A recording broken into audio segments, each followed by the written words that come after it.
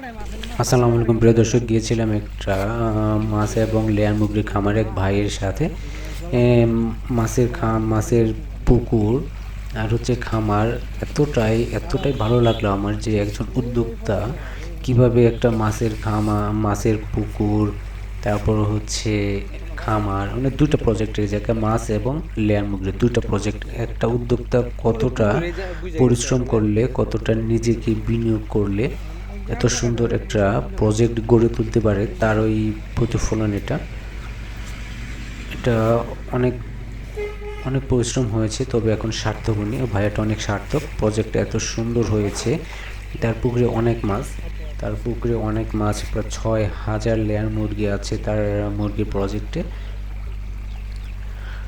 অনেকটা অনেকটা ভালো লাগার একটা বিষয় যে পুকুরে এত পরিমাণ মাছ, যা এই খাবার দিচ্ছে। দেখেন কিভাবে মাছগুলো এসে জায়গায় মানে উপচে পড়া ভিড়ের মতো, মানে মাছগুলো ধীরে ধীরে জড়ো হচ্ছে খাবার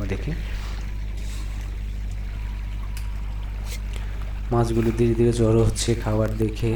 দেখেন কি মজার একটা পরিবেশ, মানে খুবই মজাদার, খুবই খুবই ভালো লাগার পরিটা, খুবই ভালো লাগছে অনেক।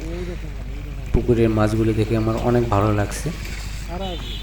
একটা উদ্যোক্তা তাদের পরিশ্রমের মাধ্যমেই পারে নিজেকে দাঁড় করাতে, নিজের ব্যবসা প্রতিষ্ঠানকে ভালো করতে, বড় করতে।